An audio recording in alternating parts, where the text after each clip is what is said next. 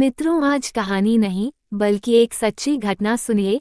एक संत की। वे एक बार वृंदावन गए, वहां कुछ दिन घूमे फिरे, भगवान के दर्शन किए। जब वापस लौटने का मन किया तो सोचा भगवान को भोग लगाकर कुछ प्रसाद लेता चलूं। संत ने रामदाने के कुछ लड्डू खरीदे, मंदिर गए, प्रसाद चढ़ाया और आश्रम में आकर सो गए।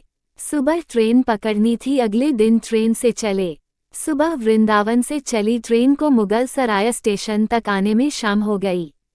संत ने सोचा अभी पटना तक जाने में 3-4 घंटे और लगेंगे, भूख लग रही है, मुगल सराय में ट्रेन आधे घंटे रुकती है। चलो हाथ पैर धोकर संध्या वंदन करके कुछ पा लिया जाए। संत ने हाथ पैर धोया और लड्डू खाने के लिए डिब्बा खोला। उन्होंने देखा लड्डू में छींटे लगे हुए थे। उन्होंने छींटों को हटाकर 1-2 लड्डू खा लिए। बाकी बचे लड्डू प्रसाद बांट दूंगा ये सोचकर छोड़ दिए।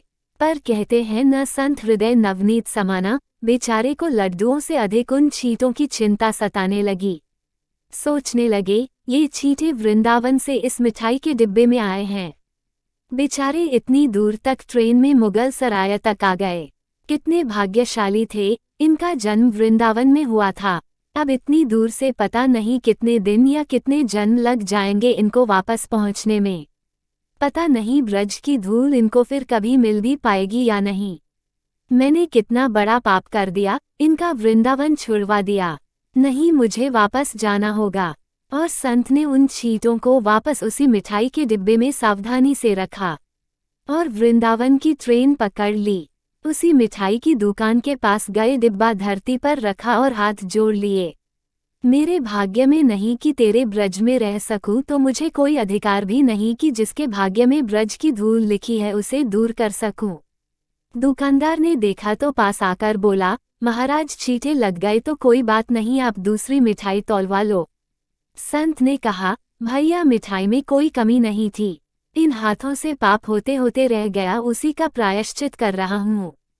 दुकानदार ने जब सारी बात जानी तो उस संत के पैरों के पास बैठ गया, भावुक हो गया। इधर दुकानदार रो रहा था, उधर संत की आंखें गीली हो रही थीं। बात भाव की है, बात उस निर्मल मन की है, बात ब्रज की है, बात वृंदावन की है, बात मेरे नटवर नागर और उनकी राधा रानी की है, बात मेरे कृष्ण की राजधानी की है।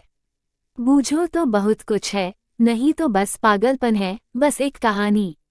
घर से जब भी बाहर जाए तो घर में विराजमान अपने प्रभु से जरूर मिलकर जाएं। और जब लौटकर आए तो उनसे जरूर मिलें, क्योंकि उनको भी आपके घर लौटने का इंतजार रहता है। घर में यह नियम बनाए कि जब भी आप घर से बाहर निकले तो घर में मंदिर के पास 2 घड़ी खड़े रहकर कहें, प्रभु चलिए, आपको साथ में रहना है। ऐसा बोलकर ही घर से निकले, क्योंकि आप भले ही लाखों की घड़ी हाथ में क्यों न पहने हों, पर समय तो प्रभु के ही हाथ में है न।